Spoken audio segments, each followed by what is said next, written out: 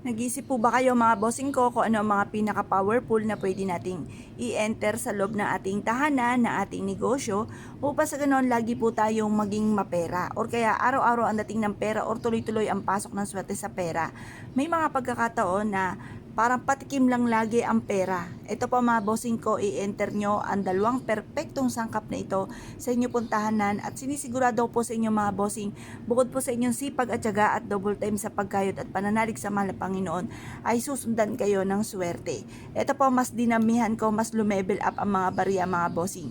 Hinugasan ko muna ang mga barya at pinatuyo ito sa sinag ng araw at nilagyan ko ng maraming dahon ng laurel. Kung mapapasin nyo mga bossing ko, yan yung mga dahon ng laurel.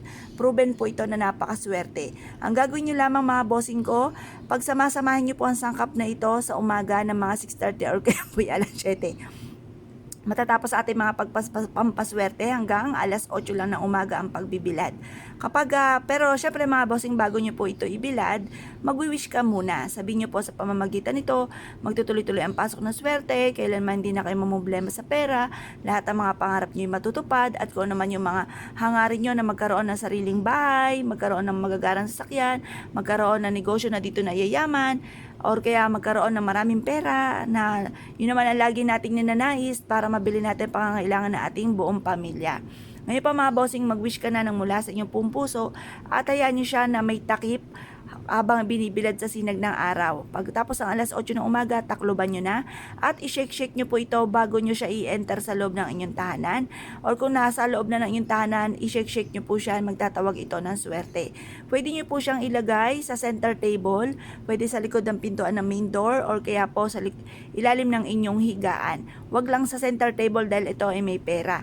Habi nga po nila, once na may pera ang inyo pong hapagkainan, ang pera ay dadaan lang sa inyo pong mga sa inyong mga kamay.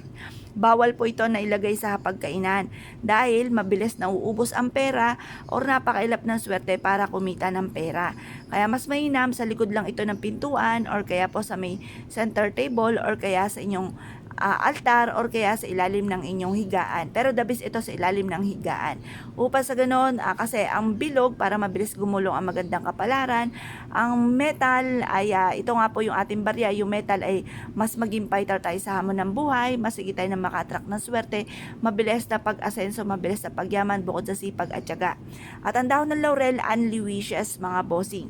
Mag-wish ka na ng todo-todo na walang gamit na sana, direct to the point, at mapapasin ninyo, mas lagi kang iaadya nito kung saan lagi kayo suswertihin. Kaya kung kayo pinaniwala at naisyo po itong gawin, ay siya huwag na po kayo magpatumpik-tumpik pa, subukan nyo po ito at mag-wish ka na mula sa puso. Kung anong binubukan ng bibig, tinatakbo ng isipan at magmumula sa puso ang inyo pong mga kahilingan. Kaya kung kayo pinaniwala mga bossing, ay siya mga bossing, subukan nyo na po ito at kayo mismo ay maa-amaze sa dami ng swerteng darating po sa buhay po ninyo. Yun na po mga bossing, salamat po!